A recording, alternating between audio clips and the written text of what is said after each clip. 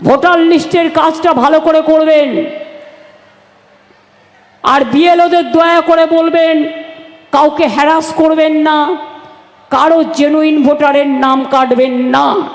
নতুন করে voter list তোলার নামে এনআরসি চালু করার ব্যবস্থা করা হচ্ছে।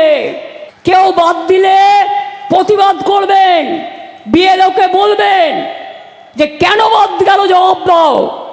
আমি জেনুইন ভোটার, আমার ভোট বাদ গেলে আমি কিন্তু ছেড়ে কথা বলবো না। এটা আমার সাংবিধানিক অধিকার, আমার গণতান্ত্রিক অধিকার। আপনারা শুনলেন বিএলওদের দেওয়া মুখ্যমন্ত্রীর এই হুঁশিয়ারি আর জানিয়ে রাজ্যসভায় নোটিশ জমা বিজেপি সাংসদ শ্রমিক ভট্টাচার্যের। রাজ্যসভার সেক্রেটারি জেনারেলকে চিঠি দিলেন শ্রমিক ভট্টাচার্য। নির্বাচন কমিশনের মতো সাংবিধানিক প্রতিষ্ঠানকে হুমকি দেওয়া হচ্ছে। পশ্চিমবঙ্গ প্রশাসনের পক্ষ থেকে নির্বাচন কমিশনের কর্তৃত্ব নিয়ে খোলামেলা প্রশ্ন তোলা হচ্ছে। এই ধরনের বক্তব্য সাংবিধানিক সংকটের জন্ম দেয়। নোটিশে এমনই উল্লেখ করেছেন বিজেপি সাংসদ। সংবিধানের ৩২৪ নম্বর অনুচ্ছেদে নির্বাচন কমিশনকে দেওয়া সাংবিধানিক স্বায়ত্ত শাসনের উপর এটা আক্রমণ। এমন আক্রমণাত্মক বিরোধী থাকলে স্বচ্ছ ভোটার তালিকা তৈরির ক্ষেত্রে প্রশ্নচিহ্ন দেখা দেয়। বাংলাদেশে এবং রোহিঙ্গাদের নিয়ে তৈরি ভোট ব্যাংক আড়াল করে রাখার চেষ্টা চলছে। ক্ষমতায় যারা আছেন তাদের সুনির্দিষ্টভাবে অপমান করে ভোটের ফলকে প্রভাবিত করাই এর উদ্দেশ্য। অবিলম্বে এই বিষয়ে রাজ্যসভায় আলোচনা হোক, এমনই দাবি জানিয়েছেন শ্রমিক ভট্টাচার্য।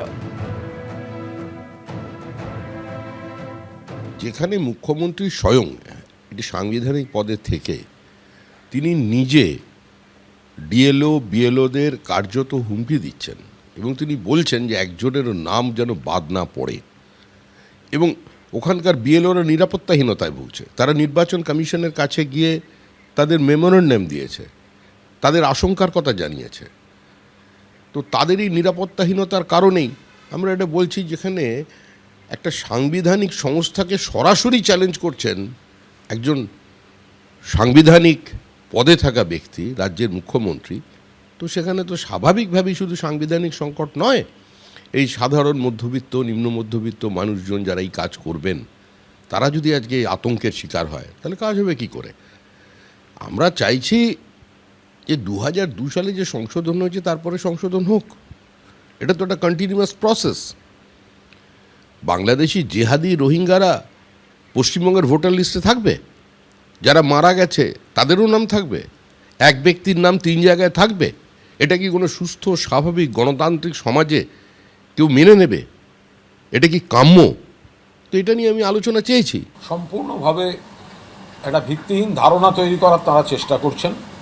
তারা একটা সময় বলতেন জাতীয় নির্বাচন কমিশন দিয়ে ভোট করিয়েছেন, হেরেছেন, তৃণমূল জিতেছে। একবার বললেন কেন্দ্রীয় বাহিনী দিয়ে ভোট করিয়েছেন, হেরেছেন, তৃণমূল জিতেছে। এবার নির্বাচন কমিশনকে ম্যানিপুলেট করে ভোটার লিস্টের একটা কেলেঙ্কারির অভিযোগ আসছে।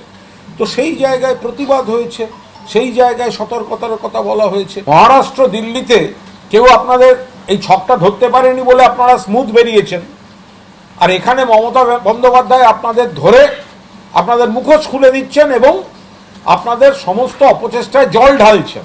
তো সেই জন্য এই ধরনের নাটক করতে গেছে।